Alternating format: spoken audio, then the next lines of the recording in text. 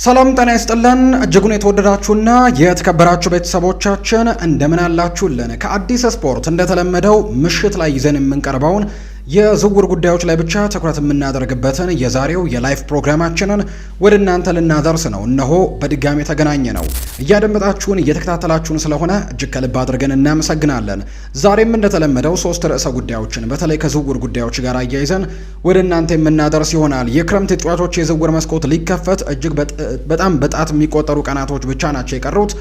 ትልልቅ የሚባሉ ቡድኖች ደግሞ በሚቀጥለው የውድድር ዓመት ራሳቸውን አሻሽለው ለመምጣት ትልቅ ዝውውሮችን ለማድረግ ከወዲሁ እንቅስቃሴዎችን እያደረጉ ይገኛሉና ዛሬ ደግሞ ከጠዋት ጀምሮ ሲወጡ የነበሩ የዝውውር ርዕሰ ጉዳዮችን በስፋት ወደ እናንተ ማድረሳችንን የምንቀጥል ነው የሚሆነው። ባለፉት ጥቂት ቀናትም ከዝውውር ጉዳዮች ጋር አያይዘን በጣም ሰፋ ያሉ ጉዳዮችን ስናነሳ እንደነበር የምናስታውሰው ነው። ዛሬ ከምናነሳቸው ነጥቦች መካከል የመጀመሪያው የምናደርገው ከሪያል ማድሪድ ጋር የተያዙ ጉዳዮችን ነው። በተለይ ነገ በጣም ተጠባቂው ፕሬዚደንሻል ምርጫ የሚደረግ ይሆናል። ሁለቱ ተፋላሚ አካላት ወይም ደግሞ ፍሎሬንቲኖ ፔሬዝ እና ኤንሪክ ሪኬልሜ የራሳቸውን የምርጫ ቀስቀሳዎችን በትልቁ እያስመለከቱን ይገኛሉ። የሪያል ማድሪድ ፕሬዝደንታዊ ምርጫ ሌላ ሌቭል ላይ እንደደረሰ ጭምር እየተመለከትን ነው። ከዛ ውጪ ሁለቱም አካላት ለምርጫው ቀስቀሳው እንግዲህ ቃል የገቡት ነገር እንዳለ ይታወቃል። እርግጥ ነው የኤንሪክ ሪኬልሜ ጉዳይ ምናልባት ቃል የገቡት ነገር ኤርሊንግ ሃላንድን እና ሮድሪን አመጣለሁ ብለው ሀሳባቸውን ሰጥተዋል። የኤርሊንግ ሃላንድ ጉዳይ ግን ወይም እሱን ማንሳታቸው ግን በጣም ትልቁ ዝግብ ውስጥ ከቷቸው እንደሆነ እየተመለከትን እንገኛለን። ከማንቸስተር ሲቲ ጋር እስከ ክስ እንደርሳለን የሚሉ ጉዳዮችም እየተነሱባቸው ይገኛል። ይሄ ነገር ምናልባት በምርጫው ጉዳይ ላይ የተወሰነ ጥላ እንዲያጠላባቸው ሊያደርግ ይችላል ተብሎ ይታመናል። በአንጻሩ ፍሎሬንቲኖ ፔሬዝ ግን በተለይ ዕለተ ማክሰኞ ላይ ይፋ አደርገዋለሁ ያሉት አንድ ዝውውር የሚጠበቅ አለ።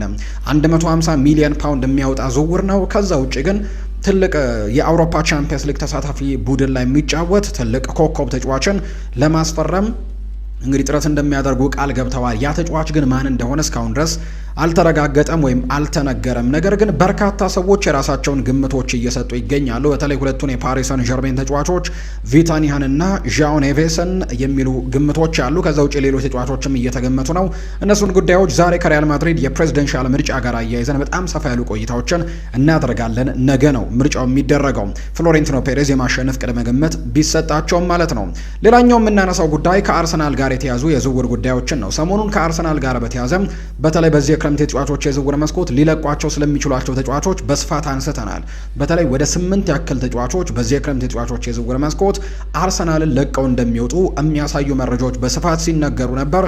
ሊያንድሮ ትሮሳርድ አሁን ከቱርክ ክለቦች ጋር በትልቁ እየተነሳ ነው። ሌሎቹም እንዲሁ አንዳንድ እያሉ እስከ 8 የሚደርሱ የአርሰናል ተጫዋቾች ክለቡን ለቀው ይወጣሉ ተብሎ ይታሰባል። አሰልጣኝ ሚኬል አርቴታ እና ስፖርቲንግ ዳይሬክተሩ አንድሪያ ቤርታ ደግሞ ይህንን ቡድን በሚቀጥለው የውድድር ዓመት በድጋሚ የዋንጫ ተፎካካሪ ለማድረግና የዋንጫው ባለቤት ለማድረግ ደግሞ እስከ 4 የሚደርሱ በጣም ጥራት ያላቸው ዝውውሮችን ለማድረግ በገበያው ላይ በትልቁ እየተንቀሳቀሱ እንደሚገኝ ተነግሯል። እነዚህ 4 ተጫዋቾች እነማን ሊሆኑ ይችላሉ?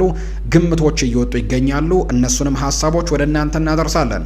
ሌላኛው የምናነሳው ጉዳይ ማንቸስተር ዩናይትድ ከሚመለከታቸው የአማካይ ስፍራ ተጫዋቾች ጋር በተያያዘ ባለፉት ቀናት ተከታታይ ፕሮግራሞችን ሰርተናል። ከመጀመሪያው ቀን ጀምሮ ማንቸስተር ዩናይትድ ሊመለከታቸው ይችላሉ ብለን የምናስባቸውን ተጫዋቾች አንድ በአንድ እያነሳን በአማካይ ስፍራ ላይ እነ ኤሊዮት አንደርሰንን አንስተናል። እነ ማቲያስ ፈርናንዴስን ያስፈረሙትን እነ ኤደርሰንን ጭምር በስፋት ስናነሳ ቆይተናል። ዛሬ ደግሞ የሚወጡ መረጃዎች እንደሚያሳዩት የቦርንመዙን አሌክስ ስኮትንም ሊመለከቱ የሚችሉበት እድሉ እንዳለ እየተነገረ ነው። ከዛ ውጪ ማቲያስ ፈርናንዴስን ለማስፈረም ደግሞ ሌላ ፉክክር እንደገጠማቸውም እየተነገረ ነው። እነሱንም ጉዳዮች ከማንቸስተር ዩናይትድ ጋር አያይዘን እናነሳለን። ሌሎች ትልልቅ የአውሮፓ ክለቦችንም ግን ከዝውውር ጉዳዮች ጋር አያይዘን ማንሳታችንን የምንቀጥል ነው የሚሆነው። እናንተ ውድ ቤተሰቦቻችን ከኛ ጋር ቆይታን ስታደርጉ ሀሳብ አስተያየቶቻችሁን ኮሜንት ቦክስ ላይ እንድታጋሩን በአክብሮት እንጋብዛለን። በተለይ ስምና አድራሻችሁን እየጠቀሳችሁ ሀሳብ አስተያየቶቻችሁን ኮሜንት ቦክስ ላይ ብታጋሩን እኛ ደግሞ በቀጣይ ፕሮግራሞቻችን መልሰን ወደ እናንተ ለማድረስ ያመቸናልና ስማችሁን ከዛ አድራሻችሁን ከዛ ደግሞ ያላችሁን ሀሳብ እንድታጋሩ ነው በአክብሮት የምንጋብዘው። ትናንትና በነበረው ፕሮግራማችን ላይ ስምና አድራሻችሁን ጠቅሳችሁ ሀሳቦቻችሁን ያጋራችሁንን ቤተሰቦች አንዳንዶቻችሁን ኮሜንታችሁን ወደ እናንተ እናደርስ። የመጀመሪያው ርዕሰ መምህር ፋንታውን ማቴዎስ ነኝ ከአፋር አዋሽ 7 ኪሎ ከተማ ብሎናል። በጣም ነው የምከታተል፣ መረጃዎች አሪፍ ናቸው። ለምታቀርባቸው ዜናዎችም በፎቶግራፍ አርዕስት ሰጥተ ማቅረቡ ጥሩ ነውና በርታ ብሎኛል። ከልብ አድርጌ አመሰግናለሁ። በኮሜንት ላይም ስለምትሳተፉ ስለምታደምጡንም ስለምትከታተሉንም እጅግ ከልብ አድርገን ነው የምናመሰግነው። ሌላኛው ጉዳይ በርታ ፏዴ የአርሰናል የዝውውር መረጃዎች መጨረሻ ላይ ማየት እንጂ አሁን ላይ መገመቱ ከባድ ነው ሲል የላከልን ደግሞ አየነው ሙላለም የተባለው ቤተሰባችን ነው። እርግጥ ነው የዝውውር ጉዳዮች ምንም ተጨባጭ ነገር የላቸውም። አንድ ዝውውር ሊጠናቀቅ ከጫፍ ደርሶ ወደ ሌሎች ክለቦች ከዚህ በፊት ተጠልፈው ሲሄዱ የተመለከትንባቸው በጣም በርከት ያሉ ዝውውሮችን የምናስታውሰው ጉዳይ ነውና የዝውውር መረጃዎች እስከ መጨረሻው ቀን ድረስ ወይም እስኪረጋገጥ ድረስ ወይም ክለቡ ይፋ እስኪያደርገው ድረስ ምንም የሚረጋገጡ ነገሮች የሉም። አሁንም አርሰናልም ቢሆን ማንቸስተር ዩናይትድም ቢሆን ሌሎችም ክለቦች ቢሆኑ በዝውውር ጉዳይ ላይ በገበያው ላይ ካሉ ተጫዋቾች ጋር በሙሉ ስማቸው መነሳታቸው የማይቀር ነው። ነገር ግን በመጨረሻ ላይ የሚፈጸመው ዝውውር ደግሞ ያልጠበቅነው ሊሆን የሚችልበት ከዛ ውጭ ደግሞ የተጠበቁ ዝውውሮችም የሚከሰቱበት የዝውውር መስኮት ነው እና እንግዲህ መጨረሻ ላይ ነው ሁሉን የምናየው በትክክል። ሌላኛው ሀሳቡን የሰጠን ቤተሰባችን መስፍን የተባለ ቤተሰባችን ነው። የተወዳጁ የእንግሊዝ ፕሪሚየር ሊግ ዜናን ስትጀምር በሻምፒዮኑና ባለክብሩ በአርሰናል ዜና ብትጀምር ምን ይመስላል? ምክንያቱም ተቃራኒ ክለቦች በየአመቱ ለሻምፒዮኖቹ ተሰልፈው የክብር አቀባበል ስለሚያደርጉ ማለት ነው ሲል ሀሳቡን አጋርቶናል። ሁላችሁም ስለምትጽፉልን ስለምትከታተሉን ከልብ አድርገን ነው የምናመሰግነው። በትላንትናው እንዲሁ የምሽቱ ፕሮግራማችን ላይ የዝውውር ጉዳዮችን ብቻ በምናነሳበት ፕሮግራማችን ላይ አንድ ጥያቄን ከዓለም ዋንጫ ጋር አያይዘን አቅርበንላችሁ ነበር። እንግዲህ ያ ጥያቄ ምን ነበር? ሁለት ብሔራዊ ቡድኖች ናቸው የዓለም ዋንጫ ተሳትፏቸው ላይ ወይም ደግሞ የዓለም ዋንጫ ተሳትፎ ሲያደርጉ የመጀመሪያውን የምድብ ጨዋታ ወይም የመጀመሪያውን ጨዋታ በምድባቸው ተሸንፈው ነገር ግን ውድድሩን ያሸነፉ ወይም ሻምፒዮን የሆኑ ብሔራዊ ቡድኖች እነማን ናቸው? ሁለት ብሔራዊ ቡድኖች ብለን ጥያቄ አቅርበንላችሁ ነበር። ትክክለኛው ምላሽ የስፔን ብሔራዊ ቡድንና የአርጀንቲና ብሔራዊ ቡድን ናቸው። የስፔን ብሔራዊ ቡድን 2010 ደቡብ አፍሪካ ባዘጋጀችው የዓለም ዋንጫ ላይ ሲካፈል የመጀመሪያውን ጨዋታ በስዊዘርላንድ ብሔራዊ ቡድን 1-0 ተሸንፎ ነበር። ነገር ግን መጨረሻ ላይ የኔዘርላንድ ብሔራዊ ቡድንን በፍጻሜው በአንድሪያስ ኢኒየስታ ብቸኛ ጎል አሸንፎ ሻምፒዮን እንደነበር የምናስታውሰው ጉዳይ ነው።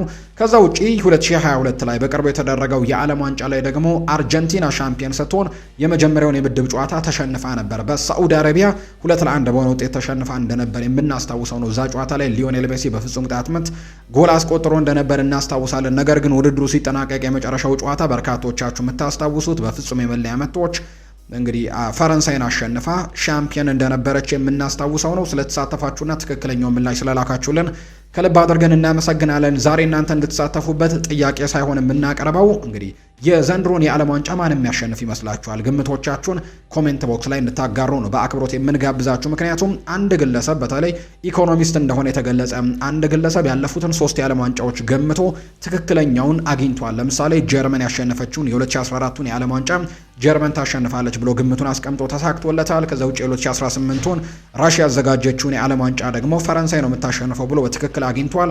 2022 ላይም አርጀንቲና ሻምፒዮን የሆነችበትን የዓለም ዋንጫ ማለትም ካታር ያስተናገደችውን የዓለም ዋንጫን በትክክል አርጀንቲና ብሎ ገምቶ በትክክል አግኝቶ ነበር። በማቴማቲካል ካልኩሌሽን እንደሚገምት ይነገራል ይሄ ሰው። የዘንድሮን የዓለም ዋንጫ ደግሞ የኔዘርላንድ ብሔራዊ ቡድን ታሸንፋለች ሲል ግምቱን አስቀምጧል። በፍጻሜው ፖርቱጋልን አሸንፋ ነው ኔዘርላንድ ሻምፒዮን የምትሆነው ሲል ግምቱን አስቀምጧል። ፖርቱጋል በ8 ውስጥ አርጀንቲናን ጥላ 4 ውስጥ ደግሞ የእንግሊዝ ብሔራዊ ቡድን ጥላ ነው ሻምፒዮን ለፍጻሜው ጨዋታ ላይ በኔዘርላንድ የምትሸነፈው ሲል ግምቱን አስቀምጧል። የእናንተን ግምት ደግሞ ኮሜንት ቦክስ ላይ ስምና አድራሻችሁን እየጠቀሳችሁ አጋሩን።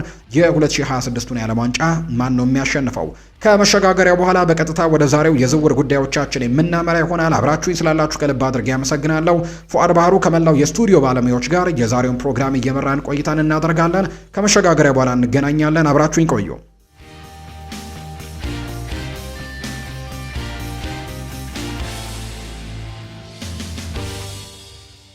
ወደ ቤተሰቦቻችን ከመሸጋገሪያ በኋላ በድጋሚ ተመልሰን ተገናኘን። ቪዲዮአችንን ላይክ እያደረጋችሁ እንድትጀምሩት በአክብሮት ጋብዛለሁ። በቀጥታ ወደ መጀመሪያው ርዕሰ ጉዳዮችን ነው የምናመራው። ፕሬዚደንሻል ምርጫውን በተመለከተ ከሪያል ማድሪድ ጋር የተያዙ ጥቂት ጉዳዮችን እናንሳና ወደ ሌሎች ክለቦች የዝውውር ጉዳዮች በስፋት እናመራለን። ነገ እንግዲህ ተጠባቂው ፕሬዚደንሻል ምርጫ በሪያል ማድሪድ ቤት ይደረጋል። በተለይ ጊዜያቸው ሳይደርስ ነው ለምርጫ እንደጠሩ የሚነገረው። ፍሎሬንቲኖ ፔሬዝ እንደ ምክንያትነት የሚያነሱት ደግሞ በሪያል ማድሪድ ቤት የተከሰቱ ችግሮችን እንደነበሩና ያንን ነገር አጥርቶ ለማወቅ እንደሆነ ሲናገሩ ሰምተናል። አሁን በዚህ የምርጫ ውድድር ደግሞ ሁሉም ጥፋተኞች ወይም ደግሞ ሁሉም የዚህ ቡድን ውድቀትን የሚመኙ ሰዎችን ጠንቅቀን አውቀንበታል ሲሉ ጭምር ፍሎሬንቲኖ ፔሬዝ ሀሳባቸውን እየሰጡ ይገኛሉ። ፕሬዚደንሻል ምርጫውን የማሸነፍ ቅድመ ግምት የተሰጣቸው እንግዲህ የአሁኑ ፕሬዚደንት ፍሎሬንቲኖ ፔሬዝ ናቸው። በተለይ ጋላክቲኮ በሚለው ነገራቸው ይታወቃሉ። በየአመቱ ኮከብ ተጫዋቾችን ወደዚህ ቡድን ማምጣት ትልቁ ዓላማቸው እንደሆነ የሚታወቅ ጉዳይ ነው። ሪያል ማድሪድ ዓለማችን ላይ ከሚገኙ ውድ ክለቦች ወይም ባለሀብት ክለቦች መካከል አንደኛው እንደሚባል የሚታወቅ ጉዳይ ነውና የነገው ፕሬዚደንሻል ምርጫ በርካቶች በጉጉት የሚጠብቁት ምርጫ ነው። እንግዲህ በተለይ ይህንን ፕሬዚደንሻል ምርጫ በርካቶች በጉጉት እንዲጠብቁት ያደረገው ባለፉት ጥቂት ቀናት እነዚህ ሁለት ሰዎች ማለትም ፍሎሬንቲኖ ፔሬዝ እና ሌላኛው ተፎካካሪ ወይም ሌላኛው ለፕሬዝደንትነት እጩ የሚፎካከረው ኤንሪክ ሪኬልሜ እንግዲህ እያደረጉት የሚገኘው የምርጫ ቅስቀሳ የምንለውን ነገር ነው።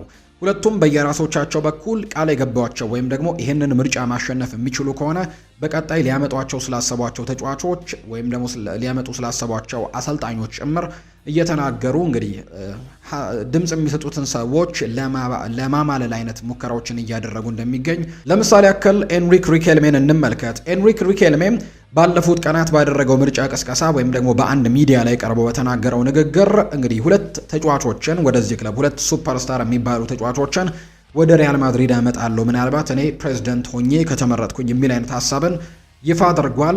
እንግዲህ እነዚህ ተጫዋቾች እነማን ናቸው የሚሉ ጥያቄዎች በትልቁ ሲነገር ነበር። ነገር ግን ወዲያው ይፋ አድርጓቸዋል። ኤርሊንግ ብራውት ሃላንድ እና ሮድሪን እንደሆነ ይፋ አድርጓል። ሁለቱም ከማንቸስተር ሲቲ እንደሚያመጣ ጭምር ነው የተናገረው። የሮድሪ ጉዳይ በዚህ የክረምት ተጫዋቾች የዝውውር መስኮት በትልቁ ከሪያል ማድሪድ ጋር ስሙ የሚነሳ ተጫዋች እንደሆነ ይታወቃል። የመሳካት እድልም ይኖረዋል ተብሎ ይታሰባል። ምናልባት ግን ፍሎሬንቲኖ ፔሬዝ እንግዲህ ይህንን ምርጫ የሚያሸንፉ ከሆነ ግን ምናልባት ሮድሪን ላይፈልጉት እንደሚችሉ በተለይ ሌሎች የአማካይ ስፍራ ተጫዋቾችን ለማስፈረም ሙከራዎችን እንደሚያደርጉና የማንቸስተር ሲቲውን ተጫዋች ሮድሪን የማስፈረም ያን ያክል ትልቅ የሚባል ፍላጎት እንደሌላቸው የሚያሳዩ መረጃዎች ሲወጡ ተመልክተናል ከፍሎሬንቲኖ ፔሬዝ ጋር በተያዘ። ነገር ግን ኤንሪክ ሪኬልሜ ግን የሚመረጥ ከሆነ ሮድሪን ለማምጣት ሙከራዎችን እንደሚያደርግ ነው የተገለጸው። ይህንን ዝውውር ማድረግ ያን ያክል ከባድ ይሆናል ተብሎ አይታሰብም። ምክንያቱም ተጫዋቹም ለሪያል ማድሪድ የመጫወት ፍላጎት እንዳለው በተደጋጋሚ የሚያሳዩ አስተያየቶችን በተደጋጋሚ ጊዜ ሲሰጥ ስለተመለከት ነው። ነገር ግን ሁለተኛ ያመጣዋለሁ ያለው ተጫዋች ግን በርካታ ውዝግቦችን አስነስቶበታል። የተጫዋች ኤርሊንግ ብራውት ሃላንድ ነው። እንግዲህ በማንቸስተር ሲቲ እንግዲህ በቅርብ ነው የምናስታውሰው ለ9 ዓመት ተኩል ያክል ኮንትራት መፈረሙን የምናስታውሰው ጉዳይ ነውና ምናልባት ይህንን ተጫዋች ከማንቸስተር ሲቲ ለማምጣት በጣም ከባድ ይሆናል ተብሎ ይታመናል። ከዛ ውጪ የውል ማፍረሻ እንኳን እንደሌለው ነው ዘገባዎች የሚያሳዩትና ይፋ በሚያደርግበት ጊዜ የሪያል ማድሪድን ማሊያ ላይ 9 ቁጥር ኤርሊንግ ሃላንድ የሚል ማሊያ እንግዲህ ጽሑፍ አትሞ ጭምር ነው ኤንሪክ ሪኬልሜ ያስተዋወቀውና ያ ነገር ለማንቸስተር ሲቲዎች እንደ ንቀት ተቆጥሯል ወይም ደግሞ ክብርን እንደማጉደል ጭምር ነው የቆጠሩት። ስለዚህም እስከ ክስ ድረስ ሊያመሩ የሚችሉበት እድሉ እንዳላቸው በይፋ ሲናገሩ ነበር። የተደረገው ነገር ወይም በማድሪድ ምርጫ ቅስቀሳ ላይ የተደረገው ነገር ኤንሪክ ሪኬልሜ ያደረገው ነገር ተገቢነት የሌለው ስህተት የሆነ ስራን እንደሰራ ጭምር ነው ይፋ ያደረገውና በዚህ ምክንያትም ማንቸስተር ሲቲ ህጋዊ እርምጃዎችን ጭምር ለመውሰድ ፍላጎት እንዳላቸው የሚያሳዩ ነገሮችን ተመልክተናል። ስለዚህ ለኤንሪክ ሪኬልሜ ይሄ ነገር ምናልባት እንግዲህ ያለውን ነገር ዝቅ ሊያደርግበት እንደሚችል በርካቶች ያምናሉ። መጀመሪያም ቅድመ ግምቱ ለፍሎሬንቲኖ ፔሬዝ የተሰጠ ነበር። እንደዚህ አይነት ነገሮችን ማድረጉ ደግሞ ሌሎች ውዝግቦች እንዲፈጠሩ ምክንያት ሆኗልና እንግዲህ የኤርሊንግ ብራውት ሃላንድ ወኪል የሆነችው ራፋኤላ ፒሜንታ ጭምር ይህንን ሀሳብ በይፋ ወጣ ነው ሀሳቧን የሰጠችው። ራፋኤላ ፒሜንታ ከዛ ውጭ የኤርሊንግ ሃላንድ አባት አልፊ ሃላንድ እና ማንቸስተር ሲቲ ጭምር በግልጽ ይህንን ሀሳብ ተቃውመውታል። ፍሎሬንቲኖ ፔሬዝም በአንድ ቃለ መጠይቅ ወቅት እንግዲህ ኤንሪክ ሪኬልሜ ስለሰጠውና አመጣቸዋለሁ ስላላቸው ተጫዋቾች ተጠይቀው እንግዲህ ቀደዳ እንደሆነ ወይም ውሸት እንደሆነ እንግዲህ ሁላችሁም ያወቃችሁ ይመስለኛል። ምክንያቱም ማንቸስተር ሲቲም ወኪሉም ከዛ ውጪ ደግሞ አባቱም ውድቅ እንዳደረጉት ሰምታችኋል ሲል ነው ፍሎሬንቲኖ ፔሬዝ የተናገሩትና ራፋኤላ ፒሜንታ እንደዚህ አይነት ነገሮች መፈጠራቸው በጣም አሳዝኖናል። ከዛ ውጪ ግን እኛና ሪያል ማድሪዶች በተለይ ኤንሪክ ሪኬልሜ የተነጋገርነው አንዳችም ንግግር የለም ስትል ነው ሀሳቧን ያጋራቸውና ከኤርሊንግ ሃላንድ ጋር በተያያዘ ያነሳው ጉዳይ የተሳሳተ መረጃ እንደሆነ ይፋ ተደርጓል። ከዛ ውጭ ደግሞ አሰልጣኝንም በማሰቡ ረገድ ከዚህ በፊት ሚኬል አርቴታን ሲል ተመልክተነው ነበር። ወይም አሰልጣኝ ሚኬል አርቴታ ለማምጣት ሙከራ እንደሚያደርግ ሚኬል አርቴታን በደንብ እንዳናገረው ከዛ ውጭ እሽታውንም ጭምር እንደሰጠው ይፋ አድርጎ ነበር። ነገር ግን አሰልጣኝ ሚኬል አርቴታ በዚህ ሰዓት አርሰናልን ለቆ ይወጣል ተብሎ ማሰቡ በጭራሽ ከባድ የሆነ ሀሳብ ነው።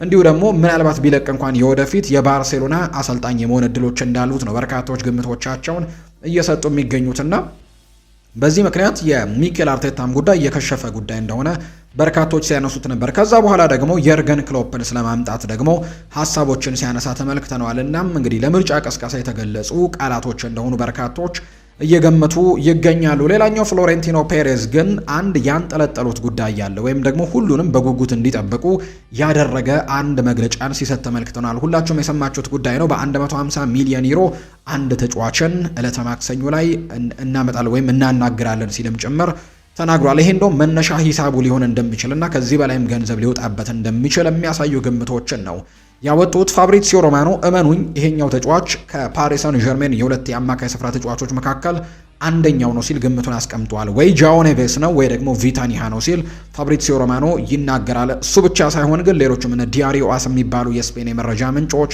እነ ማርካ ጭምር ለሪያል ማድሪድ በጣም ቅርብ ናቸው ተብለው የሚነሱ የመረጃ ምንጮች፣ ሌሎችም የመረጃ ምንጮች ሁለቱን የፓሪስ ሰን ዠርሜን ተጫዋቾች ከሁለቱ አንዱ ሊሆን እንደሚችል ግምቶችን አስቀምጠዋል። ቪታኒያ አሊያ ደግሞ ጃኦ ኔቬስ ሊሆኑ እንደሚችሉ ነው ግምቶች የወጡት። ይሄኛውን ግምት እንዲያጠናክር ያደረገው ደግሞ የጆዜ ሞሪኒዮ ሀሳብ ነው። ጆዜ ሞሪኒዮ ጃኦ ኔቬዝን በጣም የሚያደንቁት አይነት ተጫዋች እንደሆነ በርካቶች እየተናገሩ ይገኛሉና ምናልባት የኛው ተጫዋች ሊሆን ይችላል የሚሉ ግምቶች በስፋት እየወጡ እንደሆነ እየተመለከትን እንገኛለን። ነገር ግን ስም እንደማይጠቅሱ ተናግረዋል። ነገር ግን ያስቀመጧቸው መስፈርቶች አሉ። አንደኛ የአማካይ ስፍራ ተጫዋች ነው ሲሉ ግምታቸውን አስቀምጠው ስለ ተጫዋቹ የተወሰነ ነገር ነግረውናል። ሁለተኛ ደግሞ ከእንግሊዝ ፕሪሚየር ሊግ የሚመጣ ተጫዋች አይደለም ብለዋል። ሶስተኛ በአውሮፓ ቻምፒየንስ ሊግ ተሳታፊ ቡድን ውስጥ ያለ እንዲህ ተጫዋች ነው ሲሉ ገልጸውታል። ስለዚህ ይሄኛው ሀሳባቸው ወይም ደግሞ እነዚህ ሶስት መስፈርቶች በእንግሊዝ ፕሪሚየር ሊግ የሚፈልጓቸውን ሁለት ተጫዋቾች ውድቅ ያደርጋል። ሮድሪም እንግዲህ በዚህ ዝርዝር ውስጥ ካለ ውድቅ የሚደረግ ተጫዋች ይሆናል። ምክንያቱም እሱ በፕሪሚየር ሊግ ነው የሚጫወተው። ከዛ ውጪ ኤንዞ ፈርናንዴዝ እና ሰሞኑን እንደውም አንዳንድ መረጃዎች ዴክላን ራይስንም ሪያል ማድሪድ ይፈልጓል የሚሉ አይነት ሀሳቦች ሲነሱ ነበርና እንግዲህ ከእንግሊዝ ፕሪሚየር ሊግ የሚጫወት ክለብ አይደለም ብለው መናገራቸው ይህንን እነዚህን ሶስት ተጫዋቾች ግምት ውስጥ እንዳናስገባ አድርጎናል። ስለዚህ የፓሪስ ሰን ዠርሜኖቹ ተጫዋቾች የመሆን እድላቸው በጣም ሰፊ ነው። ከዛ ውጭ ግን ሌሎች ተጫዋቾችም ሊሆኑ ይችላሉ ያላቸው ወይም ግምቶችን ያስቀመጠላቸው ተጫዋቾች ያሉ ፋብሪዚዮ ሮማኖ ከነዚህ መካከል ከዛው ከፓሪስ ሰን ዠርሜን እነ ክቪቻ ክቫራትስኬሊያ እነ ዴዜሬ ድዌይን ስማቸውን አንስቷል። ከዛ ውጭ ደግሞ የባየር ሚኒኩን ጀማል ሙሲያላን እንዲሁ ደግሞ የባየር ሚኒኩን ማይክል ኦሊሴንም ጭምር ግምት ውስጥ አስገብቷል ፋብሪዚዮ ሮማኖ።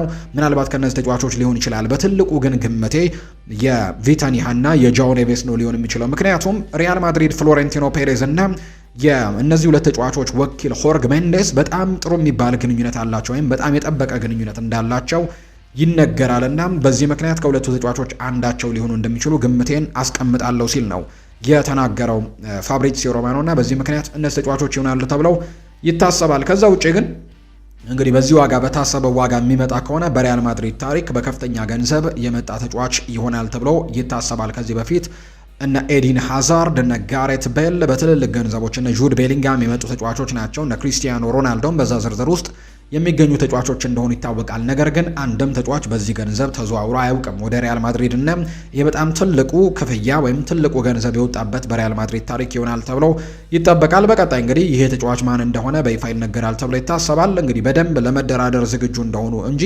ዝውውሩ ሙሉ ለሙሉ ይደረጋል ተብሎ ግን የተደመደመ ጉዳይ አይደለም። ያን ያክል ገንዘቦችን እንደሚያቀርቡ ነው ይፋ እየተደረገ የሚገኘው። ከዛ ውጪ ሌሎች በእንጠልጥላ የቀሩ ጉዳዮች አሉ በፕሬዚደንሻል ምርጫው ምክንያት። ለምሳሌ አንደኛው የጆዜ ሞሪኒዮ የሪያል ማድሪድ አሰልጣኝ መሆንና አለመሆን ነው። አሰልጣኝ ጆዜ ሞሪኒዮ በሪያል ማድሪድ አሰልጣኝ ሊሆኑ እንደሚችሉ እንግዲህ የተረጋገጠ ጉዳይ የሆነ የመጣ ይመስላል። ነገር ግን ይሄ ነገር የሚወሰነው ትላንትና እንደውም ጋዜጣዊ መግለጫን አውጥተዋል ቤኔፊካዎች ጆዜ ሞሪኒዮ ክለብ የነበረው ቤኔፊካ ጋዜጣዊ መግለጫን አውጥቷል። ጆዜ ሞሪኒዮ ወደ ሪያል ማድሪድ ማቅናቱን እናረጋግጣለን፣ ነገር ግን ይሄ ነገር የሚወሰነው ፍሎሬንቲኖ ፔሬዝ ፕሬዝዳንት ሆነው ከተመረጡ ብቻ ነው የሚል ሀሳብን አጋርቷል። ይሄ ነገር ከተሳካ 15 ሚሊዮን ዩሮ የውል ማፍረሻ ክፍያን እንቀበላለን ሲሉ ነው ቤኔፊካዎች መግለጫን ያወጡት። ስለዚህ የጆዜ ሞሪኒዮ የአሰልጣኝነት ጉዳይ በፕሬዝደንሻል ምርጫ ውጤት ላይ የተንጠለጠለ ነው። ፍሎሬንቲኖ ፔሬዝ በድጋሚ ፕሬዝዳንት ሆነው የሚመረጡ ከሆነ ጆዜ ሞሪኒዮ በቀጣይ የሪያል ማድሪድ አሰልጣኝ መሆናቸው ይረጋገጣል። ኤንሪክ ሪኬልሜ ግን የሚያሸንፍ ከሆነ ግን ሌላ አሰልጣኝን ለማምጣትና ጆዜ ሞሪኒዮን የሚፈልገው አይነት አሰልጣኝ እንዳልሆነም ይፋ እያደረገ ይገኛል። ሌላኛው የምናነሳው ጉዳይ እንግዲህ ፍሎሬንቲኖ ፔሬዝ ያሸንፋሉ ተብሎ ግምት እንደሚሰጣቸው ቀደም ብዬም ገልጬላችኋለሁ። ነገር ግን ማርካ በስፔን በተለይ ተነባቢ የሚባለው ጋዜጣ አንድ ነገርን ይፋ አድርጓል ወይም ደግሞ አንድ ፖልን አዘጋጅቶ ነበር፣ የህዝብ አስተያየትን አዘጋጅቶ ነበር። በዚህ የህዝብ አስተያየት ላይ እንግዲህ ጥያቄው የነበረው ከ130 ሺህ በላይ ሰዎች የተሳተፉበት ፖል እንደሆነ ይፋ ተደርጓል፣ ወይም የህዝብ ቃለ መጠይቅ እንደሆነ ተነግሯል። የዘንድሮን ፕሬዝደንሻል ምርጫ ማን ያሸንፋል የሚል ጥያቄዎችን ነበር ማርካ ለህዝቡ ያቀረበውና አብዛኞቹ ግምቶች አሁንም ፍሎሬንቲኖ ፔሬዝ ላይ መሆናቸውን ቢቀጥሉም ነገር ግን የተወሰኑ የጋፕ መቀራረቦች ከዚህ በፊት ፍሎሬንቲኖ ፔሬዝ በጣም በረጅም ጋፕ ነበር ፖል ተደርጎ ሲመሩ የነበረው። ነገር ግን አሁን ላይ ግን ያ ጋፑ መጥበቡንና ነገር ግን ፍሎሬንቲኖ ፔሬዝ አሁንም በፕሬዝደንትነት እንደሚመረጡ የሚያሳዩ ነገሮችን እየተመለከትን እንገኛለን። ስለዚህም ኤንሪክ ሪኬልሜ ከፍሎሬንቲኖ ፔሬዝ ጋር የነበረውን የድጋፍ ልዩነት ማጥበቡን ተመልክተናል። ሆኖም ግን አሁንም ቢሆን ከተሳተፉት 130 ሺህ ህዝቦች መካከል 64 በመቶ የሚሆኑ ተሳታፊዎች አሁንም ፍሎሬንቲኖ ፔሬዝ ይህንን ምርጫም ያሸንፋሉ ወይም እንደሚያሸንፍ ነው የሚያምኑት። 36 በመቶ የሚሆኑት ሰዎች ደግሞ ኤንሪክ ሪኬልሜ የማሸነፍ እድል አለው ብለው ድምጽ እንደሰጡ የሚያሳዩ ነገሮች ያሉ። ነገ ይሄ ፕሬዝደንሻል ምርጫ በጉጉት የሚጠበቀው ምርጫ በትልቁ በጉጉት የሚጠበቅ ነው። ነገ ሁሉ ነገር ይወሰናል ተብሎ ይታሰባል ከሪያል ማድሪድ የፕሬዝደንሻል ምርጫ ጋር በተያያዘ። ሪያል ማድሪዶች ግን በዚህ የክረምት ተጫዋቾች የዝውውር መስኮት ተጫዋች በማስፈረሙ ረገድ ላይ በትልቁ ይሰራሉ ተብሎ ይታሰባል። እና ጆዜ ሞሪኖ ወደ ይህንን ክለብ የሚቀላቀሉ ከሆነ በሚቀጥለው የውድድር ዓመት ራሳቸውን በደንብ ማጠናከር ይፈልጋሉ። የተለያዩ ቦታዎች ላይ የሚፈልጓቸውን ተጫዋቾች ይፋ አድርገዋል። የግራ ፉልባክ ተጫዋች ማምጣት ይፈልጋሉ። የቀኝ ፉልባክ ተጫዋች አምጥተዋል፣ ደንዘል ደምፍሪስን። ከዛ ውጪ በአማካይ ስፍራ ላይም ራሳቸውን ማጠናከር ይፈልጋሉ። ምናልባት የተጠቀሰው ተጫዋች የአማካይ ስፍራ ተጫዋች ይሆናል ተብሎ ይታመናል። ያንንም ተጫዋች በማምጣት ቡድናቸውን ለማጠናከር ሙከራዎችን ያደርጋሉ ተብሎ ይታሰባል። ሌሎች እንግዲህ ውሳኔዎችንም በአሰልጣኝ ጆዜ ሞሪኒዮ እና በፕሬዚደንት ፍሎሬንቲኖ ፔሬዝ ላይ የተንጠለጠሉ ይሆናሉ ተብሎ ይታሰባል። የጆዜ ሞሪኒዮ ሹመት ደግሞ ይፋ ከተደረገ በኋላ በርከት ያሉ የዝውውር እንቅስቃሴዎች ላይ ሊሳተፉ እንደሚችሉ ነው ይፋ እየተደረገ የሚገኘው።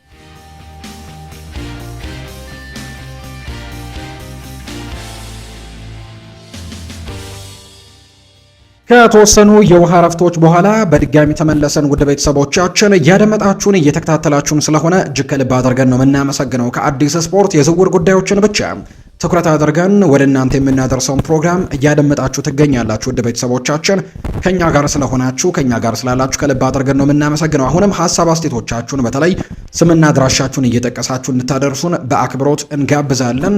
እንግዲህ የተለያዩ ርዕሰ ጉዳዮችን አሁንም ማንሳታችንን እንቀጥላለን። እናንተ ግን ቀደም ብዬ ባነሳሁት ሀሳብ ላይ ኮሜንት ቦክስ ላይ ሀሳቦቻችሁን ልታቀርቡ እንችላላችሁ። የዘንድሮን የዓለም ዋንጫ የትኛው ቡድን የሚያሸንፍ ይመስላችኋል? ግምቶቻችሁን ልታስቀምጡልን ትችላላችሁ። ከአርሰናል ጋር የተያዙ የዝውውር ጉዳዮችን ደግሞ እንንገራችሁ ወደ ቤተሰቦቻችን።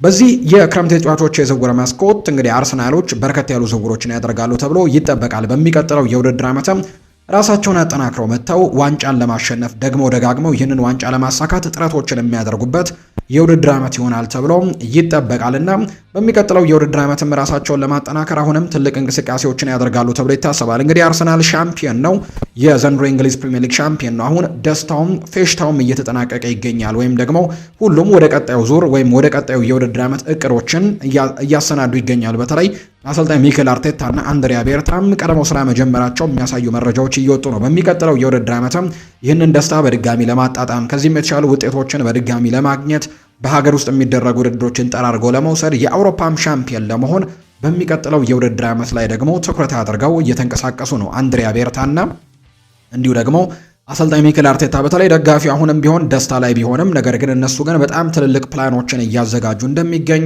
የዚህን ቡድን ደግሞ የበላይነት እንግዲህ ዘንድሮ አሸንፈዋል። አሁንም ረጅም ጊዜያቶችን ጠብቀው አይደለም ዋንጫ ማምጣት የሚፈልጉት፣ በተከታታይ ዓመት ደግሞ ይህንን ነገር ማሳካት ይፈልጋሉና በሚቀጥለው የውድድር ዓመትም በዚህ መልኩ ጠንክረው ለመምጣት ዘንድሮ በጣም ወሳኝ የሚባሉ ዝውውሮችን ያደርጋሉ ተብሎ ይታመናል። በተለይ ትልልቅ ፕላኖችን አዘጋጅተዋል። እንዳለፈው የዝውውር መስኮት በጣም በርከት ያሉ ዝውውሮችን ያደርጋሉ ተብሎ ባይጠበቅም በጣም ትልልቅ ጥራት ያላቸው ግን ከ3 እስከ 4 የሚደርሱ ዝውውሮች ወደ አርሰናል ቤት ልንመለከት እንደምንችል ይፋ እየተደረገ ይገኛል። ሰሞኑን አንድ ታዳጊ ተጫዋችን ማስፈረማቸውን ወይም ደግሞ ለማስፈረም መቃረባቸውን ሰምተናል። የሌስተር ሲቲው የ16 ዓመት ተጫዋች እንግሊዛዊው ጀረሚ ሞንጋን ለማስፈረም ከጫፍ መድረሳቸውን የሚያሳዩ ሪፖርቶችን በተደጋጋሚ ተመልክተናል። የአርሰናል ደጋፊዎች ያን ያክል ትኩረት የሰጡት ጉዳይ ባይሆንም እንግዲህ ተጫዋች ታዳጊ የሚባል ተጫዋች ነው። ወደፊት በጣም ሱፐርስታር ይሆናሉ ተብሎ ከሚጠበቁ ከዋክብት መካከል ተጫዋቾች መካከል አንደኛው ነው። እንደውም በርካታ ታላላቅ የሚባሉ የአውሮፓ ክለቦች በተለይ እንግሊዝ ውስጥ የሚገኙ ትልልቅ ክለቦች ይህንን የሌስተር ሲቲ የ16 ዓመት ታዳጊ ተጫዋች ለማስፈረም ትልቅ እንቅስቃሴዎችን ሲያደርጉ ተመልክተናል። ለምሳሌ ያክል ማንቸስተር ዩናይትድ፣ ከዛ ውጪ ለማስፈረም የቀረበው አርሰናል፣ ማንቸስተር ሲቲ፣ ቼልሲ፣ ሊቨርፑል ትልልቅ የሚባሉ ክለቦች ይህንን ታዳጊ ተጫዋች የግላቸው ለማድረግ በጣም ትልልቅ ጥረቶችን አድርገዋል። በተለይ አምና በሻምፒዮንሺፑ ሲጫወት ተመልክተነዋል። ለሌስተር ሲቲ ምንም እንኳን ሌስተር ሲቲዎች እንግዲህ የተደላደለ የውድድር ዓመትን ሳያሳልፉም ከሻምፒዮንሺፑም ወርደው ወደ ሶስተኛው የእንግሊዝ እርከን ወይም ወደ ሊግ ዋን መውረዳቸውን ቢያረጋግጠውም በዛ ቡድን ውስጥ ግን በጣም እንግዲህ ጥሩ ተሰጥኦ ከነበራቸው ተጫዋቾች መካከል አንደኛው የሆነው ጄረሚ ሞንጋ እንግዲህ ክለቡን እንደሚለቅ ተረጋግጧል። የአርሰናል ተጫዋች እንደሚሆንም ተረጋግጧል። እርግጥ ነው ለሚቀጥለው የውድድር ዓመት በቡድን ውስጥ ዋና ወይም ደግሞ ዋና ሰው ይሆናል፣ ለቡድኑ ትልቅ አገልግሎትን ይሰጣል ብለው በርካቶች አይጠብቁም። ነገር ግን አርሰናል ይህንን ስኬቱን ለሚቀጥሉት ረጅም ዓመታትም መቀጠል ይፈልጋልና እንደዚህ ወደፊት ታላቅ መሆን የሚችሉ ታዳጊ ኮከቦችን ለማስፈረም እንግዲህ እንቅስቃሴ ማድረግ የሚችሉበት የዝውውር መስኮት ይሆናል ተብሎ ይታሰባል። ጀረሚ ሞንጋራም በዛ መልኩ ነው ሊወሰድ የሚችለው። ከዛ ውጭ ግን ሌሎች 3 እና 4 ዝውውሮችን ያደርጋሉ ተብሎ ይታሰባል። አርሰናል የሚመለከትባቸው ቦታዎች እንዳሉ ይታወቃል። አንደኛው የቀኝ ፉልባክ ቦታ ነው። ከዛ ውጭ በአማካይ ቦታ ላይ ደግሞ ለማርቲን ዙቤሜንዲ ተፎካካሪ ዴክላን ራይስን ማሳረፍ የሚችልም ተጫዋች ለማምጣት እንቅስቃሴዎችን ሊያደርጉ የሚችሉበት እድሉ አላቸው። ከዛ ውጭ የክሪስቲያን ኖርጋርድ ጉዳይ የመልቀቅ እድሉ በጣም ሰፋ ያለ ከመሆኑ ጋር በተያዘ ከዛ ውጭ ግን በጣም ትልቁ ሊያሻሽሉት ይገባል ተብሎ የሚታሰበው ቦታ የግራው የማጥቃት ክፍል ነው። ሊያንድሮ ትሮሳርድ እና ጋብሪኤል ማርቲኔሊ የሚጫወትበትን ቦታ ያንን ቦታ ማጠናከር ይኖርባቸዋል ተብሎ ይታሰባል። ከዛ ውጪ ለቪክተር ዮኬሬሽ ደግሞ ተፎካካሪ የሚሆን በጋራም ደግሞ መጫወት የሚችሉ ተጫዋቾችን ለማምጣት እንግዲህ አርሰናሎች እንቅስቃሴ እያደረጉ እንደሆነ የሚያሳዩ መረጃዎችን ነው በትልቁ እየሰማን የምንገኘው። እንግዲህ በቤን ዋይት ቦታ በተለይ ቤን ዋይት በዚህ የክረምት ተጫዋቾች የዝውውር መስኮት ከአርሰናል ይለቃሉ ተብለው ከሚጠበቁ ተጫዋቾች ዋነኛው እንደሆነ እየተነገረ ነው። በቋሚነት መሰለፍ የሚችልበትን ክለብ ለመቀላቀል ጥረቶችን እያደረገ እንዳለ እየሰማን እንገኛለን። በተለይ ደግሞ በአርሰናል ቤት አሁን በጁሪየን ቲምበር ቦታው ተወስዶበታል ተብሎ ይታመናል። ጁሪየን ቲምበር ጉዳት ካልገጠመው በስተቀር ቤን ዋይት በዛ ቦታ ላይ የመሰለፍ እድሎችን ሲያገኝ እየተመለከት ነው አይደለም እና በዛ ምክንያት ክለቡን ለቆ ለመውጣት ትልቅ ጥረቶችን እያደረገ ነው የሚገኘው። እንግዲህ በዚህ መሰረትም በዛ ቦታ ላይ ተጫዋችን ለማምጣት ጥረቶችን ያደርጋሉ።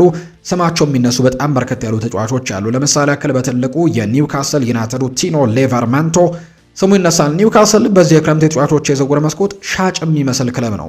ምክንያቱም በጣም በርከት ያሉ ኮከቦቹ ከተለያዩ የአውሮፓ ክለቦች ጋር ስማቸው እየተነሳ ነው። ከወዲሁ ደግሞ የሸጡትም ተጫዋች አለ አንቶኒ ጎርደንን ክለቡን መሰናበቱን የምናስታውሰው ጉዳይ ነው። ነገር ግን ሌሎች ተጫዋቾችም ኒውካስል ዩናይትድ ለቀው እነ ሳንድሮ ቶናሊ ስማቸው ይነሳል፣ እነ ሉዊስ ሃል፣ ከዛ ውጪ ቲኖ ሊቨርማንቶም ስሙ እየተነሳ ነው የሚገኘው። ሌሎች እነ ብሩኖ ጉማሬሽም ስማቸው መነሳታቸው የማይቀሩ ናቸውና እነዚህ ተጫዋቾችን የመሸጥ እድል ወይም ደግሞ ዘንድሮ የኤዲ ሃው ስብስብ ኒውካስል ዩናይትድ በአብዛኛው መሸጡ ላይ ትኩረት ሊያደርግ የሚችልበትና ቡድኑን እንደገና ሪቢውልድ ሊያደርግ የሚችልበት የዝውውር መስኮት ይሆናል ተብሎ ይታሰባል። አርሰናሎች ያንን ቦታ ለመተካት የቤን ዋይትን ቦታ ለመተካት ደግሞ ከሚመለከቷቸው ተጫዋቾች የኒውካስል ዩናይትዱ ቲኖ ሌቨርማንቶ አንደኛው ነው። ዘንድሮ ምንም እንኳን በጉዳት ረጅም ጊዜያቶችን ማገልገል ባይችልም ያንን ነገር አርሰናሎች በጣም በትልቁ ትኩረት መስጠት ይኖርባቸዋል ተብሎ ይታሰባል። ዘንድሮ የጉዳት ሪከርዱ ጥሩ እንዳልነበር የምናስታውሰው ነው። በጣም በርከት ባሉ ጨዋታዎች ላይ እንግዲህ እንዳልነበርና ቡድኑን ማገልገል እንዳልቻለም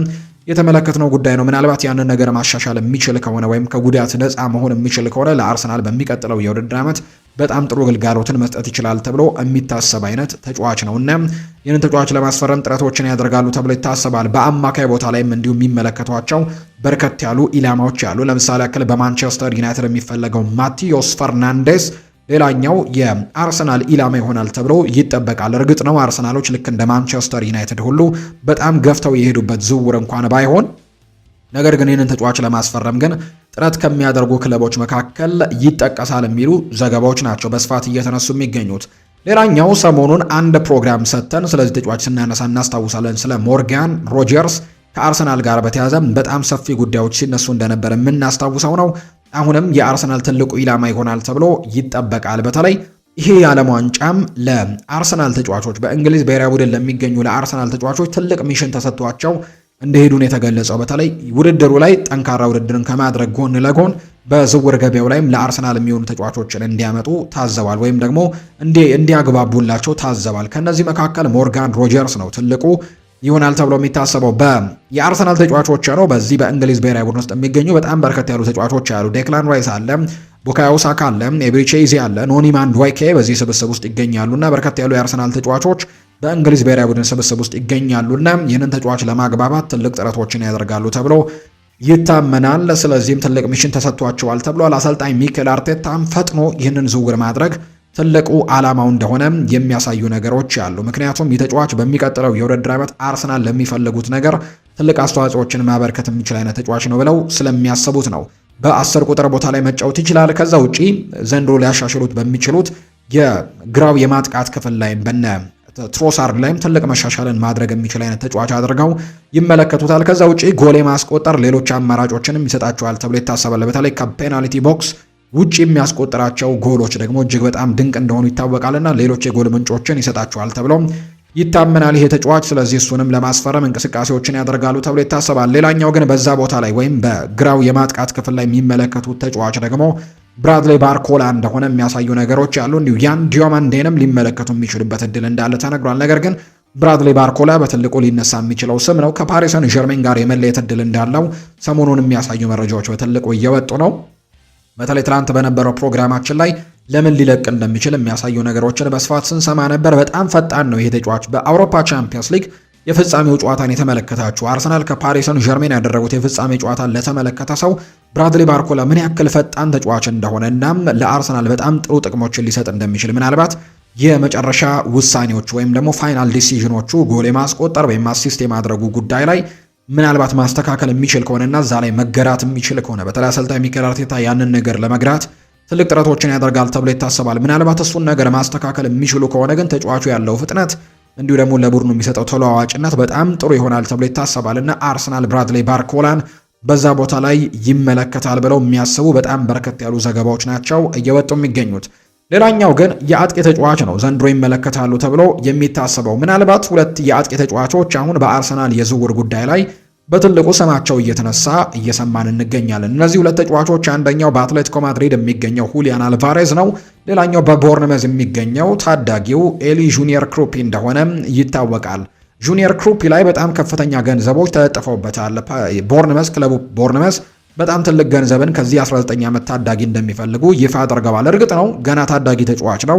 በፕሪሚየር ሊጉ ገና በዚህ የውድድር ዓመት ነው እንግዲህ ትልቅ ተጫዋችነቱን ወይም ደግሞ በጣም ጥሩ የውድድር ዓመትን ማሳለፉን የተመለከትነው። ገና በዚህ የመጀመሪያ የውድድር ዘመኑ ጥሩ ነገሮችን አሳይቷል ብሎ አርሰናል በጣም ትልቅ ገንዘቦችን የማውጣት እንቅስቃሴዎችን ያደርጋሉ ተብሎ አይታሰብም። ምክንያቱም ቦርንመዞች በጣም ትልቅ ገንዘብን ተጫዋች ላይ ከመለጠፋቸው አንጻርና ምናልባት ደግሞ ደጋግሞ ያንን ነገር አሳይቶ ቢሆን ኖሮ ዋጋው ምናልባት ሊገባው የሚችል አይነት ይሆናል ብለው ያስባሉ። ነገር ግን በዚህ የውድድር ዓመት ብቻ ያሳየውን ፐርፎርማንስ ተመልክተው ግን እስከ 100 ሚሊዮን ፓውንድ አካባቢ ለማውጣት ግን ሙከራዎችን ማድረግ እንደ አንዳንዶች ዘገባ እብደት ነው ብለው የሚያስቡ በርካቶች ናቸውና ያ ነገር ምናልባት ላይሆን የሚችልበት እድሉ አለ። ከዛ ውጭ ግን ሁሊያን አልቫሬዝ ራሱን ያስመሰከረ በተለያዩ ውድድሮች በእንግሊዝ ፕሪሚየር ሊግም በማንቸስተር ሲቲ ቤት ራሱን በደንብ ያሳየ ከዛ ውጪ በስፓኒሽ ላሊጋም ጥሩ የውድድር ዓመትን ከአትሌቲኮ ማድሪድ ጋር ያሳለፈ በግሉ በተለይ በጣም ምርጥ የውድድር ዓመታትን ያሳለፈ ከዛ ውጪ የዋንጫ በደንብ ልምድ ያለው እንደውም ሁሉንም ዋንጫዎች ጠራርጎ በመውሰድ እንኳን የሚታወቅ አይነት ተጫዋች ነው። የዓለም ዋንጫ ሻምፒዮን ነው።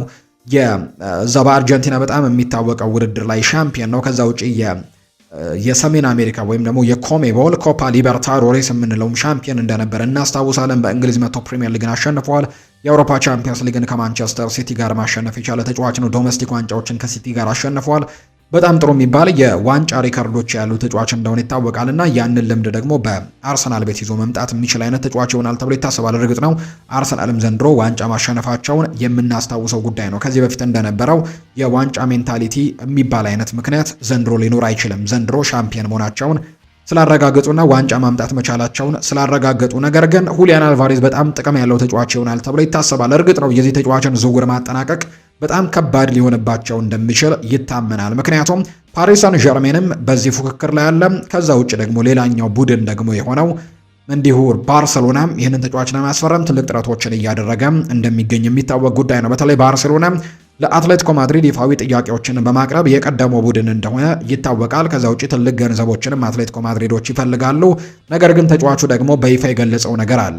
እሱ መሄድ የሚፈልገው ወይም ደግሞ መጫወት የሚፈልገው ለባርሴሎና እንደሆነ በተደጋጋሚ ጊዜ ሲናገር ሰምተናልና ቅድሚያ የሚሰጠው ለባርሴሎና ከመሆኑ ጋር በተያያዘ ባርሴሎናዎች ይህንን ተጫዋች የማስፈረም ቅድሚያውን ያገኛሉ ተብሎ ይጠበቃል። ስለዚህ አርሰናሎች ምናልባት ይህንን ተጫዋች ከባርሴሎና ጋር ተፎካክረው እንዲሁም ከፓሪስ ሰን ዠርሜን ጋርም ተፎካክረው ለማምጣት ሙከራዎችን የሚያደርጉበት የዝውውር መስኮት ይሆናል ተብሎ ይታሰባል። እንዳልኳችሁ ግን በአጠቃላይ አንድሪያ ቤርታና አሰልጣኝ ሚኬል አርቴታ ግን ከዝውውር ጉዳዮች ጋር አያይዘው በጣም ትልልቅ ስራዎችን ለመስራት ሙከራዎችን እያደረጉ እንደሚገኙና በቀጣዩ የዝውውር መስኮትም አርሰናል በድጋሚ 3 እና 4 በጣም ጥሩ የሚባሉ ዝውውሮችን በሚቀጥሉት የውድድር ዓመታት የአውሮፓ ሻምፒዮን እንዲሆኑ የሚያግዟቸውን ከዛ ውጪ ፕሪሚየር ሊጉን ደጋግሞ ማሸነፍ እንዲችሉ የሚያደርጉ ወይም የሚያግዟቸውን ተጫዋቾች ከዛ ውጪ ዶሜስቲክ ዋንጫዎችንም በትልቁ እንዲያሸንፉ የሚያግዟቸውን ተጫዋቾች ለማምጣት ግን ስራዎችን ከወዲሁ እንደጀመሩ ነው የተነገረው።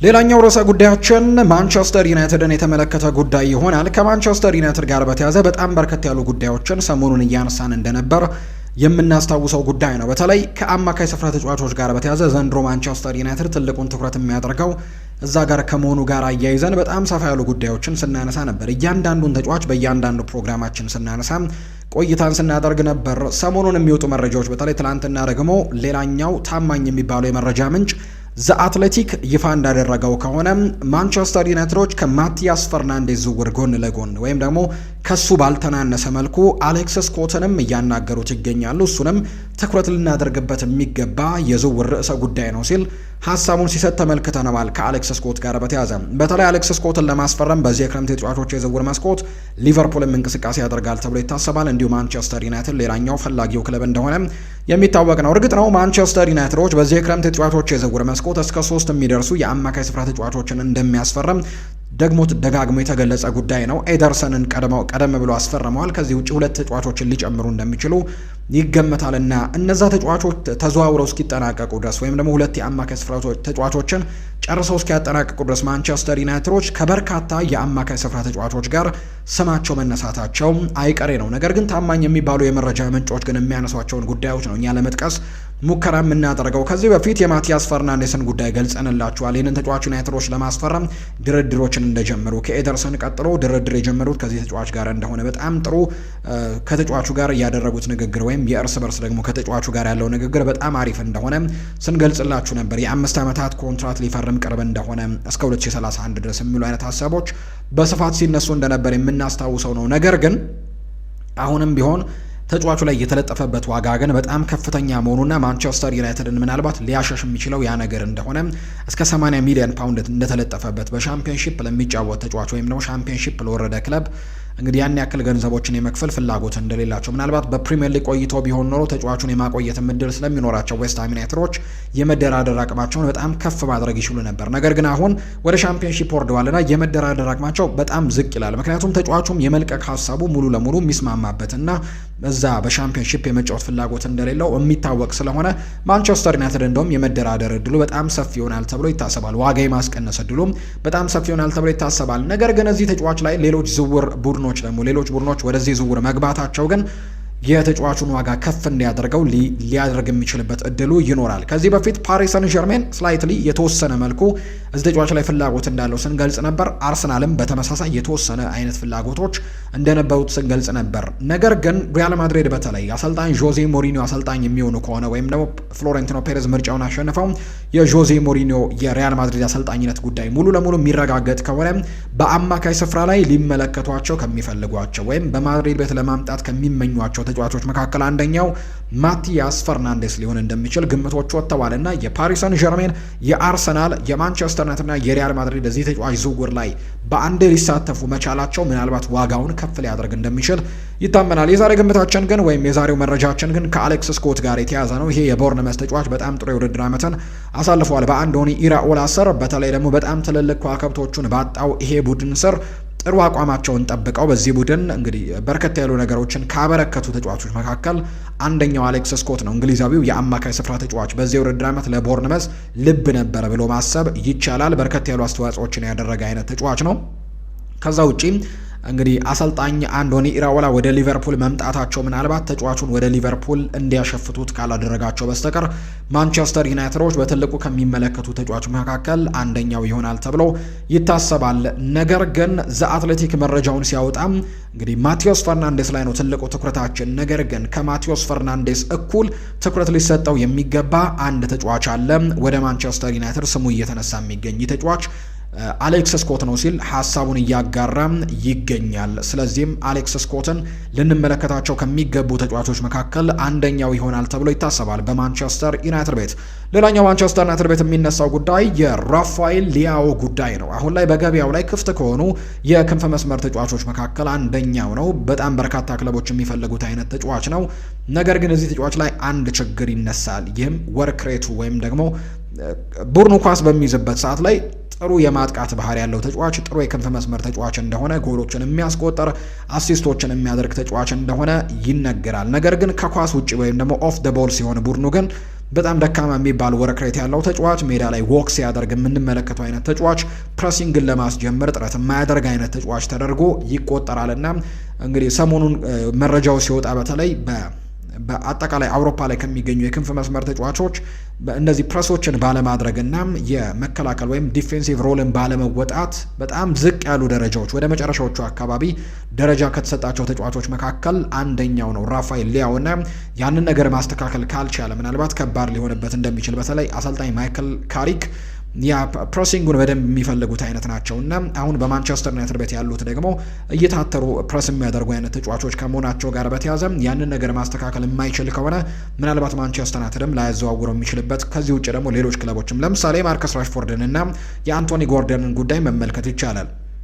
ማርከስ ራሽፎርድ ከኳስ ውጪ ቡድኑን በዲፌንሲቭ ሮል በማገዝ ደረጃ በጣም ዝቅ ያለ ደረጃ የሚሰጠው አይነት ተጫዋች ነው። ወይም ደግሞ በማጥቃቱ በጣም ጥሩ ቁጥሮች ቢኖሩትም ኳስ ሲይዙ በጣም ጥሩ ነገሮች ቢኖሩትም ጎል በማስቆጠር ረገዱ፣ አሲስት በማድረግ ረገዱ አሰልጣኝ ሃንስ ፍሊክን ጭምር ማስደሰት ቢችልም ነገር ግን ከኳስ ውጪ ባለው ነገር ግን በጣም ደከም ያለ እንቅስቃሴ መኖሩን ተከትሎ ነው አንቶኒ ጎርደን ለማስፈረም ትልቅ እንቅስቃሴን ያደረጉት። ዘንድሮ በአውሮፓ ከክንፍ መስመር ተጫዋቾች መካከል በፕሬሲንግ ከመጀመሪያዎቹ 5 ውስጥ ይመደባል አንቶኒ ጎርደን። ከኳስ ውጪ በጣም ታታሪ የሚባል ተጫዋች ከመሆኑ ጋር በተያያዘ ነው ባርሴሎናዎች ይህንን ተጫዋች በማምጣት በተለይ ፕሬሲንጋቸውን በራፊኒያ በዚህ ተጫዋች በአንቶኒ ጎርደን እና በላሚን ያማል ከዛ ውጪ ደግሞ ማስፈረም የሚችሉ ከሆነ በሌላኛው ተጫዋች ሁሊያን አልቫሬዝም ለማድረግ ፍላጎት እንዳላቸው የሚነገረውና የራፋኤል ሊያኦም ጉዳይ ተመሳሳይ ጣፈንታ ሊሆን የሚችልበት እድሉ በጣም ሰፊ ነው። ከኳስ ውጭ ያለውን ነገር ማስተካከል የማይችል ከሆነ ምናልባት ትልልቅ ክለቦች ላይ ያዘዋውሩ የሚችሉበት እድሉ ይኖራል ተብሎ ይታሰባል። አሁን ገበያው ላይ የሚገኝ ተጫዋች ነው። ከኤሲ ሚላን ጋር ይሄ የውድድር ዓመቱ የመጨረሻው እንደሆነ በይፋ መናገሩ ይታወሳልና በሚቀጥለው የውድድር ዓመት በትልልቅ ቡድኖች ራሱን ማየት የሚፈልግ ከሆነ እነዚህን ድክመቶች በደንብ ማሻሻል እንደሚገባው ነው የተለያዩ ቁጥሮች እያሳዩ የሚገኙትና ማንቸስተር ዩናይትድ በክረምቱ ከሚመለከታቸው ተጫዋቾች መካከል በተለይ ራፋኤል ሊያኦ ይሆናል ተብሎ ይታሰባል። እንግዲህ አሰልጣኝ ማይክል ካሪክ በሚቀጥለው የውድድር ዓመት የመጀመሪያ ሲዝናቸውን በቋሚ አሰልጣኝነት ይጀምራሉ። ከዚህ በፊት በቋሚ አሰልጣኝነት ቡድን መርተው አያውቁም በተወዳጁ የእንግሊዝ ፕሪሚየር ሊግ። እርግጥ ነው በታችኛው ሊግ በሻምፒዮንሺፕ ከሚድልስቦሮ ጋር እንደዚህ አይነት ነገሮችን ሲመሩ እናስታውሳለን። ወይም ደግሞ ሚድልስቦሮን በውድድር ዓመቱ ላይ በጣም በርከት ያሉ ጨዋታዎች ናቸው ያሉት በሻምፒዮንሺፕ እንደ ተወዳጁ የእንግሊዝ ፕሪሚየር ሊግ 38 ያክል ጨዋታዎች ብቻ አይደሉም ያሉት፣ ወደ 46 ያክል ጨዋታዎች ናቸው የሚደረጉት። ምክንያቱም 24 ተሳታፊ ቡድኖች ከመኖራቸው ጋር በተያዘ እንግዲህ ከ23ቱ ጋር ሆም ኤንድ አዌይ ነው ጨዋታ የሚደረገውና 46 ጨዋታዎች ይደረጋሉ። በጣም ረጅም በሆነው የሻምፒዮንሺፕ ውድድር ላይ እንግዲህ በቋሚነት ሲመራ እናስታውሰዋለን። ጥሩ ነገሮችን የሚያደረገባቸው አመታቶች እንደነበሩ እናስታውሳለን። በፕሌይኦፍም ወደ ፕሪሚየር ሊጉ ከማለፍም የተሰናበተበትንም ጊዜ እንደነበረ እናስታውሳለን። ነገር ግን በፕሪሚየር ሊግ ግን ቡድን መርቶ አያውቅም። በጊዜያዊ አሰልጣኝነት ከዚህ በፊትም በማንቸስተር ዩናይትድ መርቶ የሚያውቃቸው የጨዋታ ብዛቶች ያሉ፣ አሁን ደግሞ ከመጣ በኋላም 17 ያክል ጨዋታዎችን ዩናይትድ መርቷል። በእነዚህ 17 ጨዋታዎች በጣም ጥሩ ጊዜያቶችን አሳልፈዋል።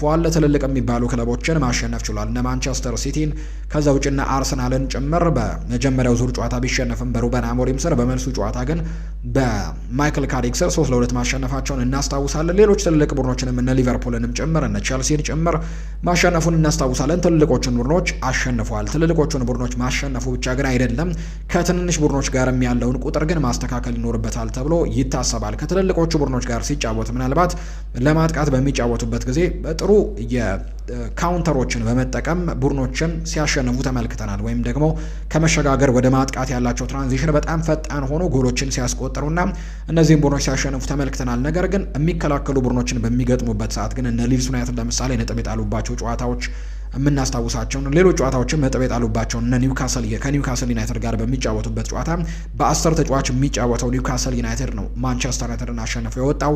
ሌላኛው ነጥብ የጣሉበት ጨዋታ ከዌስትሃም ዩናይትድ ጋር እንደነበር እናስታውሳለን። ከወረደው ዌስትሃም ዩናይትድ ጋር ባደረጉት ጨዋታ በመጨረሻው ደቂቃ ቤንጃሚን ሼስኮ ባስቆጠረላቸው ጎል ነው ጨዋታውን አቻ ሆነው ያጠናቀቁት እንጂ እነዚህ በሚከላከሉና በሎ ብሎክ ከሚጫወቱ ቡድኖች ጋር ዩናይትድ ዘንድሮም በማይክል ካሪክ ስርም ሲቸገር የተመለከትንባቸው አጋጣሚዎች አሉ። ስለዚህ እነዛን ነገሮች ማስተካከል ደግሞ በጣም ይጠበቃል። ምክንያቱም በሚቀጥለው የውድድር ዓመት በርከት ያሉ ጨዋታዎችን የሚያደርጉት በሎ ብሎክ ከሚጫወቱ ከማንቸስተር ዩናይትድ በደረጃ በጣም ዝቅ ካሉና ማንቸስተር ዩናይትድን ሲገጥሙ ለመከላከል አስበው ከሚመጡ ቡድኖች ጋር ከመሆኑ ጋር በተያያዘ ያንን ነገር ማሻሻል ይኖርባቸዋል ተብሎ ይታሰባል። ለእንደዚህ አይነት ተጫዋቾች ደግሞ በተለይ ዋን ቱ ዋን ድሪብል አድርገው ማለፍ የሚችሉ የክንፍ መስመር ተጫዋቾች ያስፈልጓቸዋል ተብሎ ይታሰባል። ስለዚህ ራፋኤል ሊያው በጣም ጥሩ አማራጭ ይሆናል ብለው በርካቶች ያምናሉ። እንዳልኩት ግን ያለበትን ድክመት ግን ማሻሻል ይኖርበታል ብለው በርካቶች ሀሳቦቻቸውን እየሰጡ እንደሚገኝ ነው እየተገለጸ የሚገኘው። ወደ ቤተሰቦቻችን ለዛሬ ለዕለተ ቅዳሜ ለምሽቱ ያዝንላችሁ ፕሮግራም ይህንን ይመስል ነበር። ከኛ ጋር ስለነበራችሁ ቆይታችሁን ከኛ ጋር ስላደረጋችሁ የዝውውር ጉዳዮችን ከኛ ጋር ስታደምጡ ስለቆያችሁ ከልብ አድርገን እናመሰግናለን። ነገ ደግሞ በምሽት ላይ በሚኖረን ፕሮግራማችን የቀጥታ ስርጭት ነው ወደ እናንተ የምናደርሰው። በዛ ላይ ላይቭ ላይ ጥያቄዎቻችሁን መጠየቅ ትችላላችሁ። ላይቭ ላይ ሀሳቦቻችሁን ማቅረብ ትችላላችሁ።